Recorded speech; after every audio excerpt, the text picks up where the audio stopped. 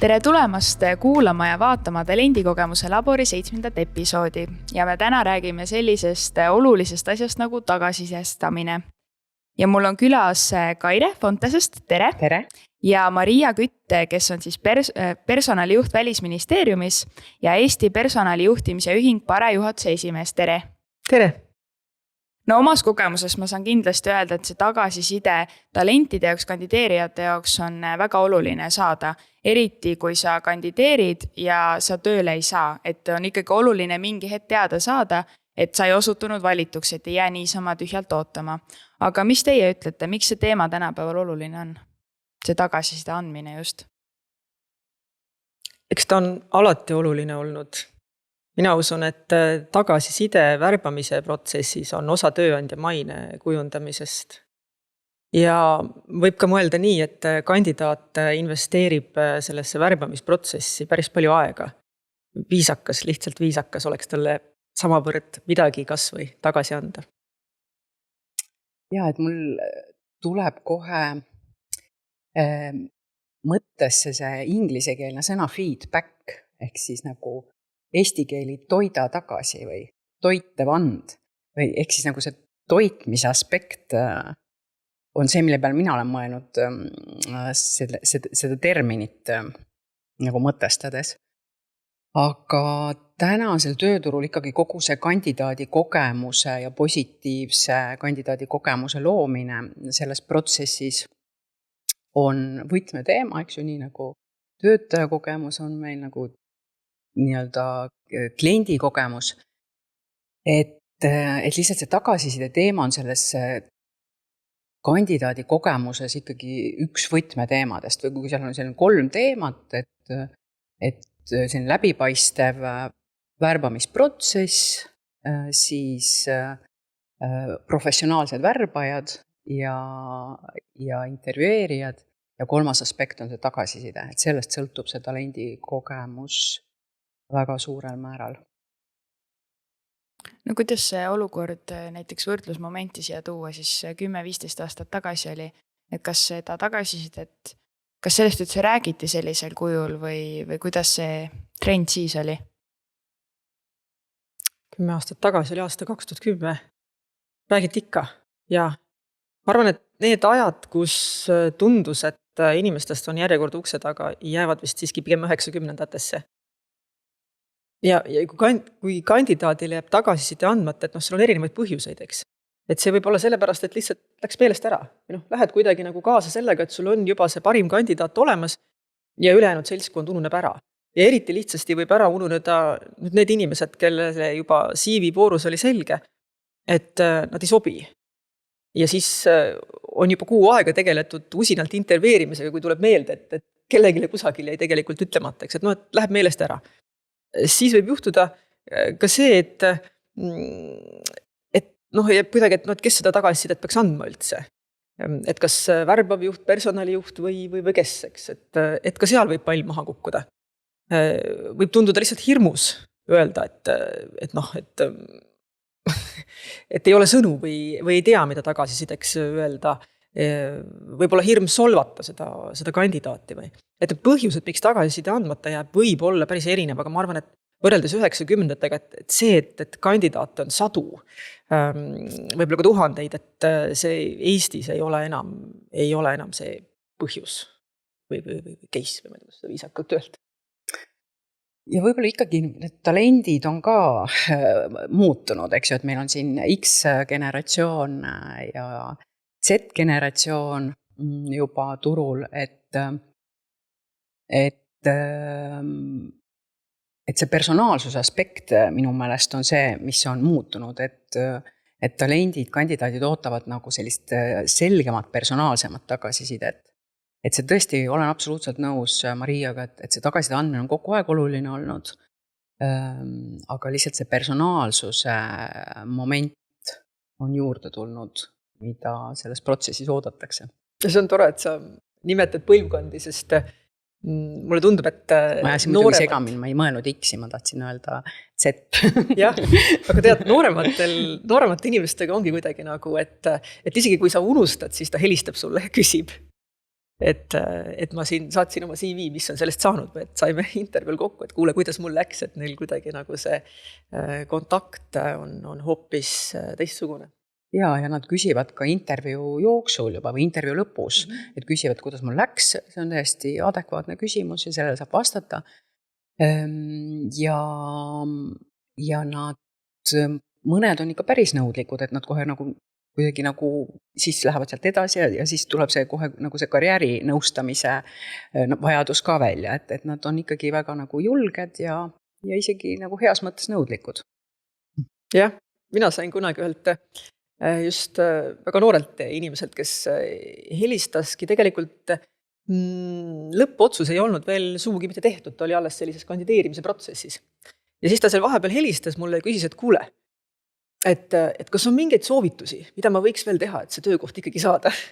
Mõtlesin, et hea mõte, et ma olen sealt noppinud viisi rääkida mõnikord ka omal initsiatiivil kandidaatidega, kelle puhul mulle tundub, et selles protsessis kuidagi, no näiteks mulle meenub üks projektijuhi konkurss, kus inimesel oli väga muljetavaldav CV, ta selgesti oli teinud väga mõjukaid suuri projekte, aga kuna hindajad üritasid ikkagi aru saada, et kas tema peas on see struktuur lähteülesandest kuni tulemuste hindamiseni ja ta seda ei olnud välja toonud, siis hakkas kuidagi nagu kaalukauss minema nagu sellises suunas, mis võib-olla ei avanud seda kandidaati piisavalt hästi ja siis ma helistasin ja ütlesin, et tead, nüüd on ikkagi, et räägi nendest projektidest palun nii nagu vanaemale. Et natuke lihtsamalt ja selgemini ja siis me saame paremini aru, mis su kogemus on. Ta tegi seda ka. Ja, et seda tagasisidet võib anda vahepeal ka, mitte ainult päris lõpus. No see tegelikult ju väga paljud värbajad aina rohkem julgustavad kandideerijaid ise ühendust võtma, ise küsima, et see võrdlusmoment ongi ju see, et see üks värbaja võib-olla puutub kokku 100 inimesega, aga sina see üks inimene puutudki selle ühe värbajaga, et tegelikult tahes-tahtmalt seal ei pruugigi midagi teadlikult olla, vaid ongi lihtsalt unustatud või ei ole veel protsessis sinna jõutud, et on pikale veninud, ei ole teada jõudnud antud, et see on tegelikult väga hea, et julgetakse ju aina rohkem helistada, et see teeb ju ka värbajal tööd palju lihtsamaks. Aga millised need tagasiside andmise siuksed põhitõed siis on, et millal seda andma peaks, kes seda siis täpsemalt andma peab, kuidas? Värbamisprotsessis on nagu, ma ei tea, 5-6 kohta, kus see tagasiside andmise koht on, et esimene koht on see, et kui see kandideerimisavaldus jõuab, siis peaks juba tänama, see on pigem nagu info andmine, et oleme sinu kandideerimissoovi kätte andnud. Siis on järgmine koht, et kui CV-d on analüüsitud, et kes CV põhjal välja jääb, see on jälle see koht, kus neid tuleb teavitada, seda tavaliselt tehakse ikkagi meili teel, kui kandidaate on palju, kui kandidaate on vähe, siis võib seda ka teha nii-öelda personaalselt telefoni teel. Siis järgmine koht on tagasisideks siis nendele kandidaatidele, kes siis intervjuu järgselt jäävad kõrvale. Et siin on küll see soovitus, et see võiks juba olla selline personaalne ja tehtud selle inimese poolt, kes selle kandidaadiga kohtus. Et on see siis värbav juht või on see nii-öelda värbaja või see on see personaliotsingu konsultant, et tema teeb selle kõne. Ja siis on juba järgmised sammud, eks ju, et kui seal on, ma ei tea, kodutöödele tagasiside andmine või järgmised intervjuud. Et võib-olla nagu üks selline teema, mida mina olen kuulnud, millega talendid rahul ei ole või kandidaadid rahul ei ole, on see tagasiside kodutöödele. Et kui on näiteks CV analüüsi põhjal nii-öelda edasi pääsetud, siis ettevõte palub teha kodutöö, pühendavad sellesse nagu aega ja nad ei saa nagu piisavalt nagu põhjendatud vastust, et miks see tema kodutöö siis, et mis need nõrgad kohad seal olid või mis need tugevad kohad olid, et nad saavad formaalse vastuse. Et seda ma olen nagu kuulnud, et inimesi häirib. Jah, et see üks teema on, et nagu erinevates etappides oleks see kandidaat-info väljas hoitud ja võimalikult kiiresti see tagasiside antud, ehk siis, et nii kui see otsus on tehtud, siis võimalikult kiiresti peaks jõudma see selle inimeseni. et see kiirus ja selgus on seal sellised olulised märksõnad. Ja et kes, eks ju, millal ja kuidas, et see kuidas teema on ka, eks ju, et see selgus, noh, nagu heas mõttes neutraalsus ja kiirus. Ja noh, see kiirus on jälle väga selline abstraktne mõiste, et eks ju, et mis kellegi jaoks on kiire, et siin on jälle võib-olla see generatsioonidel erinevad ootused kiirusele. Ma ise ütleks võib-olla siit vahepeal hoopis, et isegi tähtis pole see kiirus, vaid see teadmine, millal see tagasiside tuleb, et olgu ta kas või 2 nädalat, et kui ma ju väga tahan sinna tööle saada, siis ma ootan selle aja ilusti ära. Aga Maria, milline teie praktika Välisministeeriumis on? Ja ma olen hästi nõus Kaire märksõnadega ka, et selgus ja kiirus, et need on olulised tõesti, jah.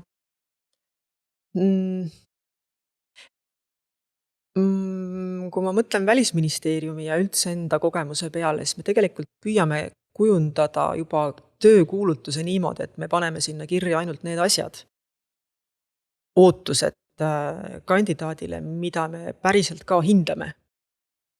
Ja me püüame oma hindamisprotsessi võimalikult põhjalikult dokumenteerida.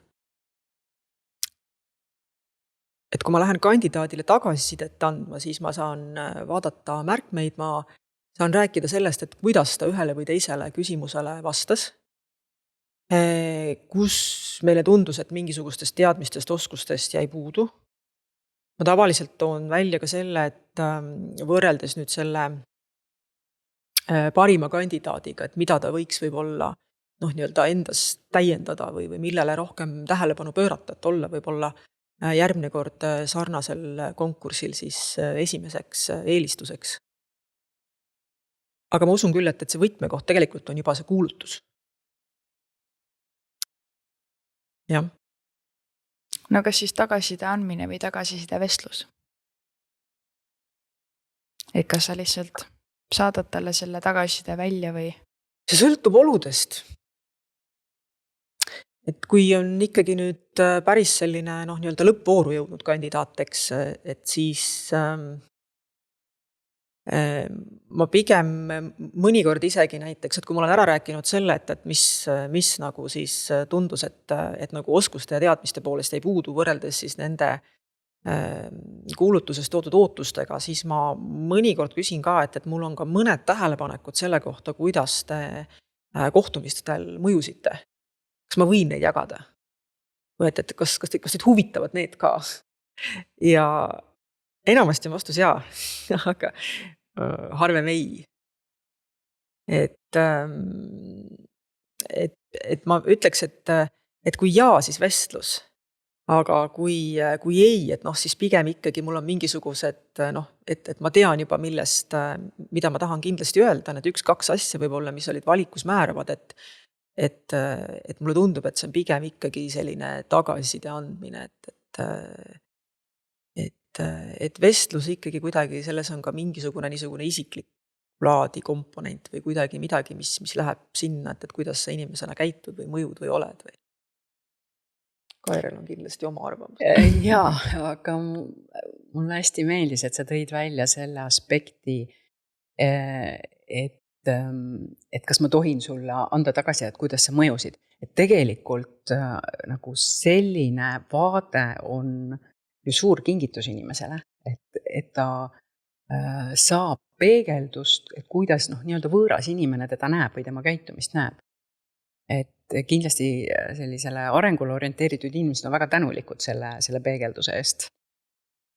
Et see ongi see üks tagasiside nagu see võlukoht, et sa saad seda peegeldust teistelt.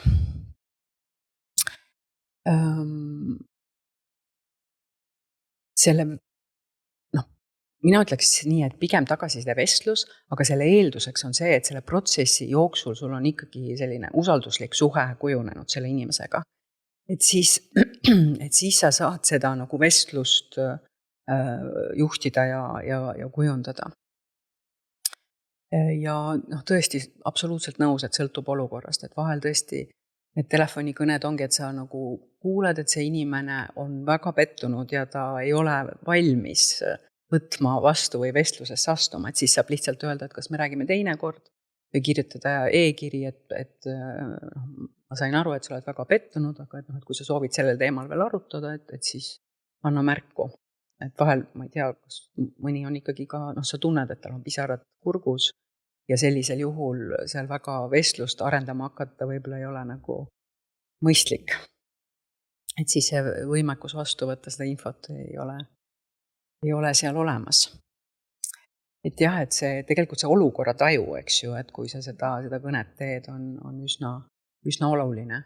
Ja jällegi ambitsioonikad kandidaadid kohe võtavad sellest kinni ja liiguvad arutellu ja sellest võibki kujuneda ka selline tõesti nagu nõustav vestlus. Jah. Ma arvan, sa ütlesid praegu ühe olulise märksõna ka, et kõne.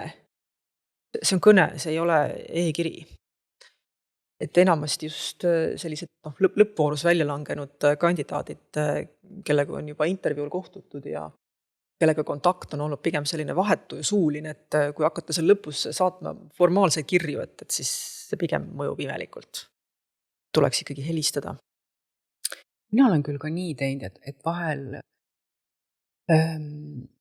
on see telefoni teel inimese kättesaamine ikkagi nagu pingutust nõudev, et eks ju värbaja või konsultandi töö on see, et sul on palju nagu kohtumisi, eks ju, sa ei saa alati ise telefoni võtta ja siis sa, on see nagu ping-pong, sina helistad, sulle helistatakse vastu.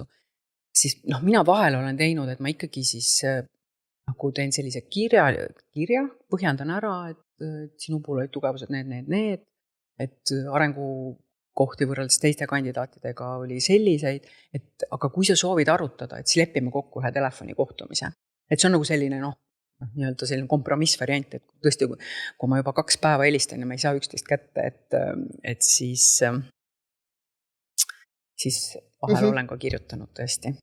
Et lihtsalt see, et seda kiiruse nagu aspekti nii-öelda tagada. No Maria, sa alguses mainisid ka, et miks seda tagasisidet võib-olla vahel ei anta, on see, et ei julgeta kuidagi, kardetakse neid reaktsioone, et kui on sellised ebamugavad teemad, et kuidas siis seda tagasisidet anda, et võib-olla ma panen teid siin korraks seda läbi ka näitlema, et äkki Kaire kuidagi räägib, kujutab ennast kellekski teiseks ette ja siis Maria näitab, kuidas anda siis tagasisidet sellistel ebamugavatel tundlikel teemadel. Olete valmis selleks praegu? Ja proovime. Proovime ka, mis need ebamugavad või tundlikud teemad üldse võiksid olla? No tänapäeval mingid väärtused, kultuurilised erinevused ehk? Mis see võiks siis olla, see teema? Tead, see on nüüd see koht, eks, kuhu ma püüan tagasisidet andes mitte minna. Sellepärast, et see on ülimalt subjektiivne. Seal on, näiteks ütleme, väga tihti töökuulutustes küsitakse näiteks, et peaks olema hea suhtlemisoskusega. Suhtlemisoskus tegelikult on võimalik ka võtta komponentideks. See on kontakt, eks ole, selge eneseväljendus, aktiivne kuulamine, sa saad selle protsessi käigus ära hinnata. Kui sa oled seda nõnda teinud, siis sul tagasisidet anda on lihtne, et sa võidki öelda kandidaadile, et keegi seisis seal õla taga, kellele te vaatasite otsa rohkem kui mulle. Või midagi sellist, eks. Aga see on konkreetne fakt, mida sa oled selles hindamisprotsessis märganud.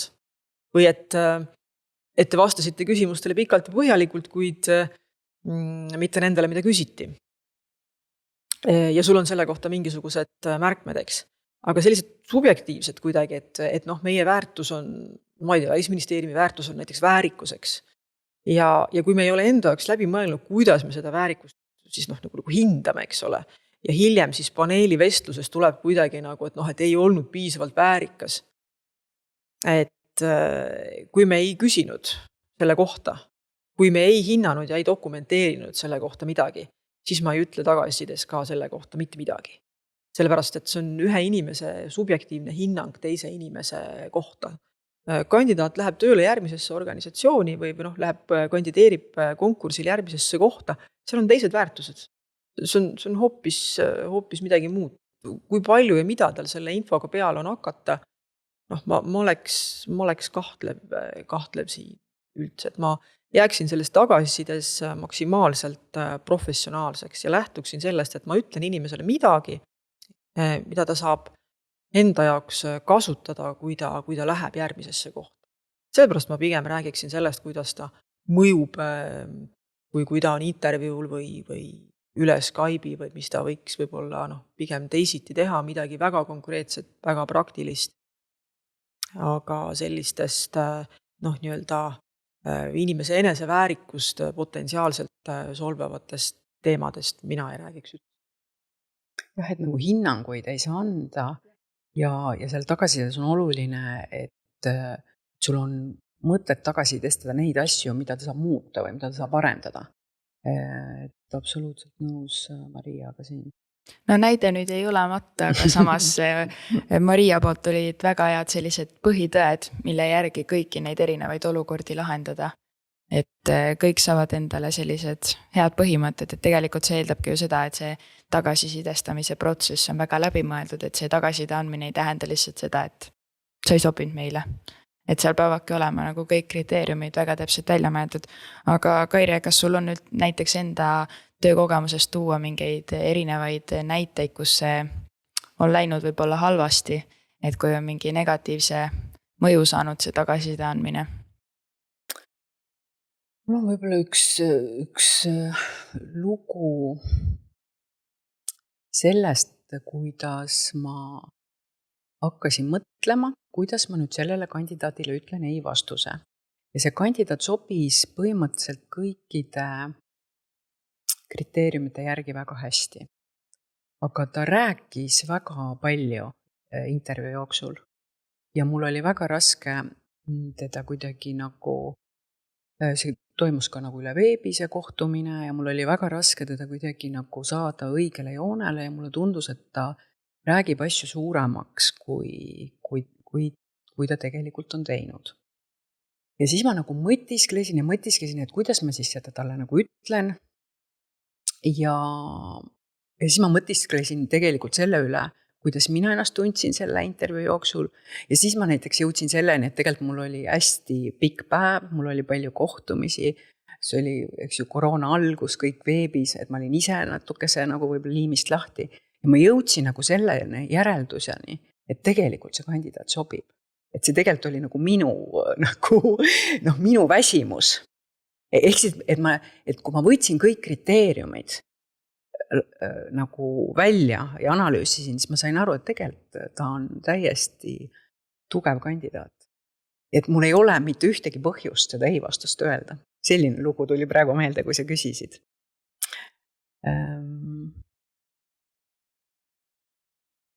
Et võib-olla läks ka selle väsimusega natuke selliseks hinnanguks. Ja, just. Et sa pead ise olema vormis, eks ju, sellel kontakti hetkel ja ka siis sellel hetkel, kui sa seda tagasisidet annad. Mulle kangastub pigem mõni selline kauplemise olukord või.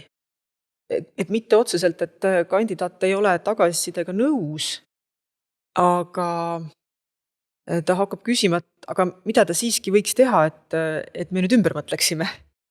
Või mis ta veel võiks teha, või et kui mina olen võib-olla öelnud, et üks või teine oskus selles hindamisprotsessis ei avaldunud, eks siis ta ütleb, et aga mul see oskus on ikkagi olemas ja kas ma saaks seda teile veel näidata ja et siis kuidagi endale kindlaks jääda ja öelda, et see otsus on praegu tehtud. Ega seal muud vist nagu teha ei olegi või, aga sellist nagu paar nukest nagu kauplemise situatsiooni mulle kangastub, aga õnneks on sellist positiivset tagasisidet olnud rohkem. No millised tagasiside andmise positiivsed mõjud on siis, mis te näinud olete?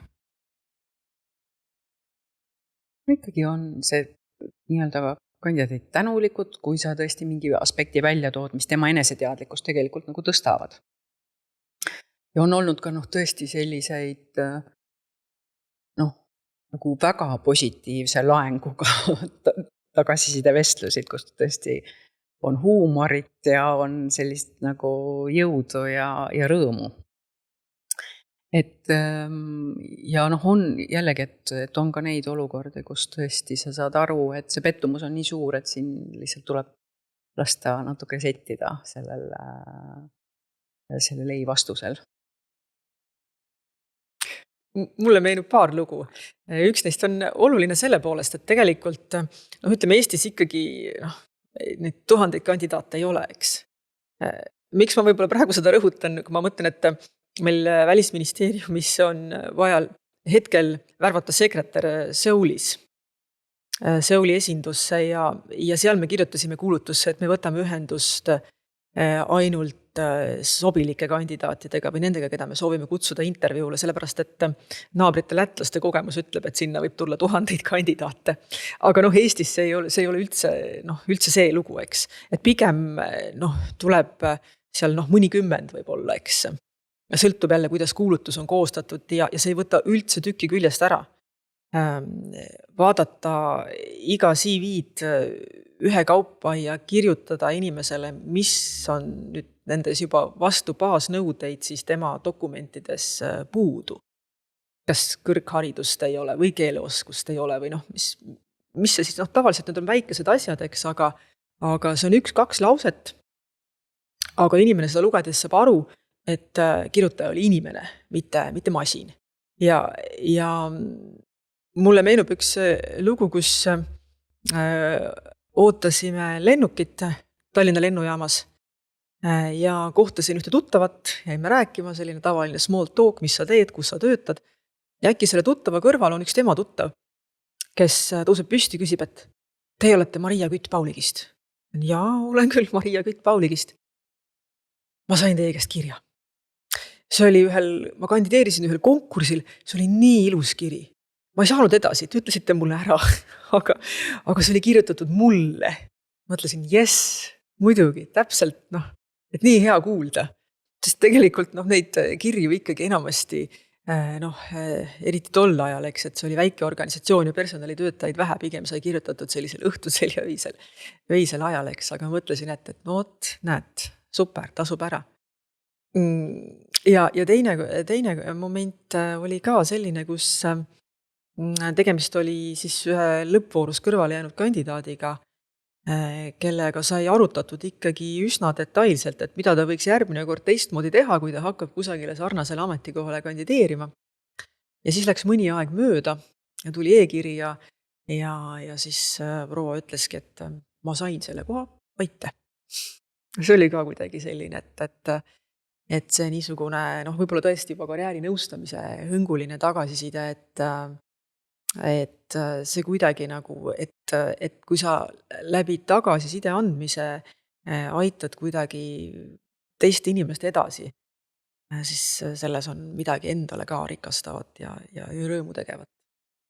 No te olete ilmselt seda tagasisidet pidanud andma väga-väga paljudele inimestele juba väga mitmeid aastaid, aga mida te ütleksite nendele, kes alles alustavad selle tagasiside andmisega, et mis on need komistuskivid, mida kindlasti tasuks siis valvsalt jälgida, et ei langeks sinna? Kaire ütles ennem ühe hästi olulise märksõna. See on hinnang. Ära ole hinnanguline. Räägi faktidest. Räägi sellest, mida sa tead ja räägi sellest, millesse sa ise usud, mida sa ise selles hindamisprotsessis kogesid. Et juht palus mulle öelda, et ei sobi, siis see on kuidagi iseenda pisendamine ka selles tegevuses.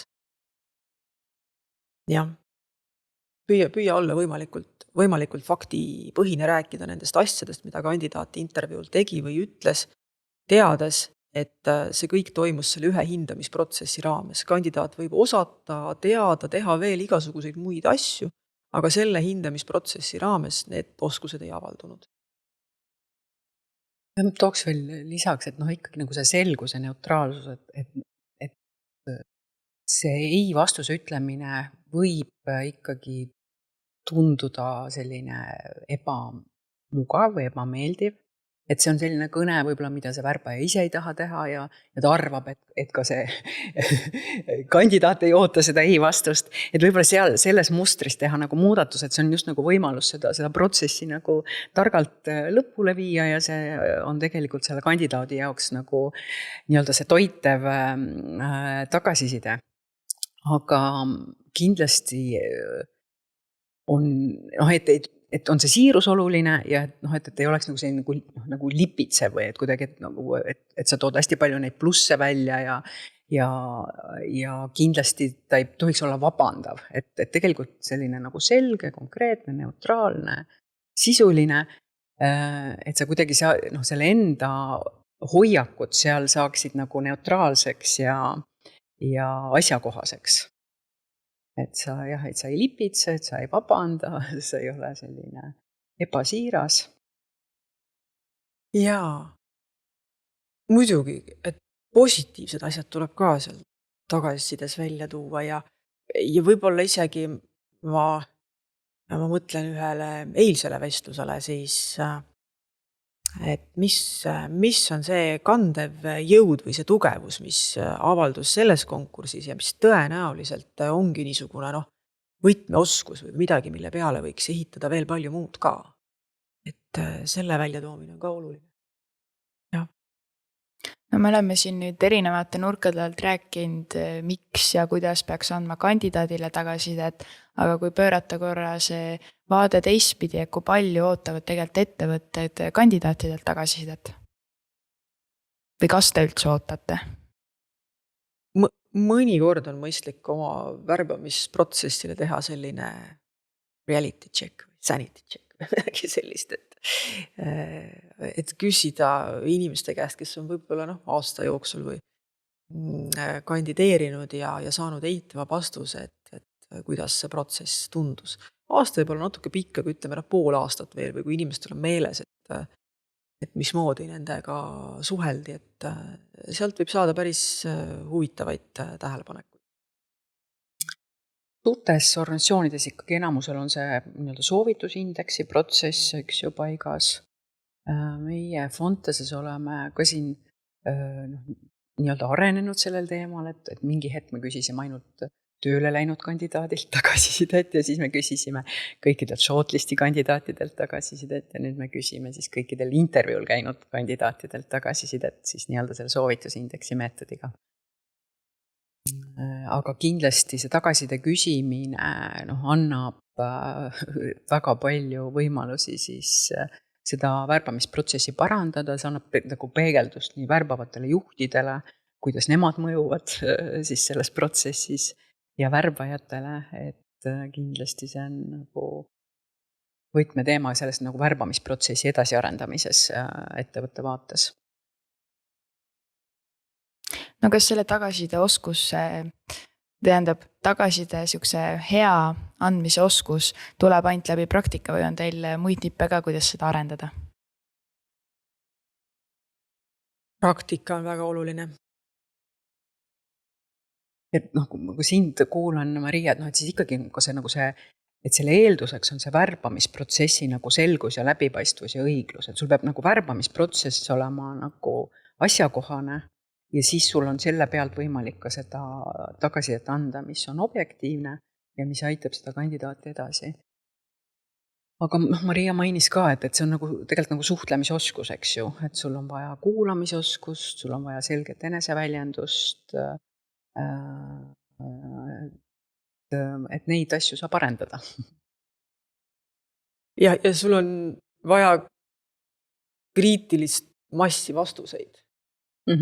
Ja seda võib harjutada koolituse käigus, aga päriselu on ikkagi kirevam. Ja ma mõtlen, et tegelikult tasub ka teha sellist nagu sisekaemust, et mis minu hoiakud on nagu ei vastuse ütlemisega seoses. Et neid uurida ja seal võib-olla teha nagu selles mõttemustris nagu see muudatus, et see ei ole selline, et see ei pea olema selline ebameeldiv, ebamugav kõne, mis mõlemale poolele on pettumust valmistav või keeruline, vaid see võib olla just selline protsessi nii-öelda selget lõppu märgistav ja ka kandidaati nii-öelda aitav kõne. Et seal teha see muutus selles mustris. Et see on nii oskuse kui hoiaku küsimus. Hoiaku saad valida põhimõtteliselt kohe, üldse ei pea harjutama. Jah, et seal on see teadlikkuse moment.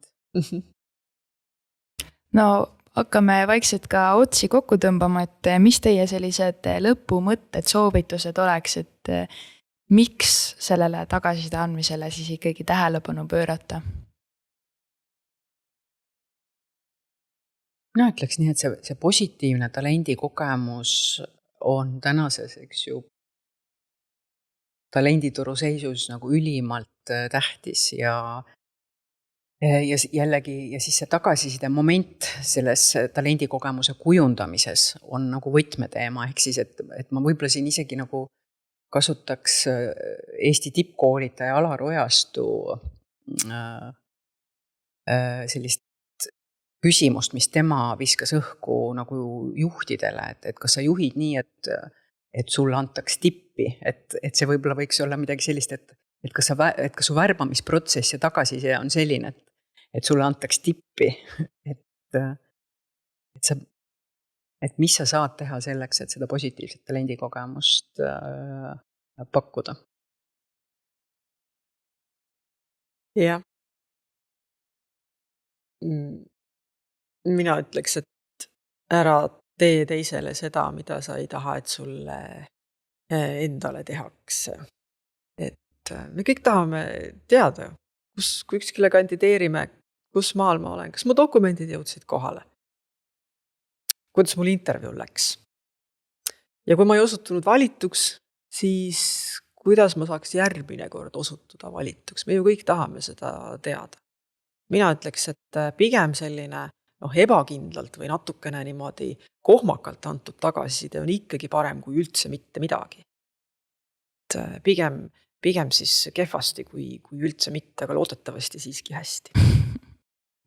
Aga mul on väga hea meel, et te tulite täna seda tagasiside teemat avama, tõite palju põnevaid kogemuse enda näiteid ja saamegi siis selle teema seekord nii-öelda siis lukku panna.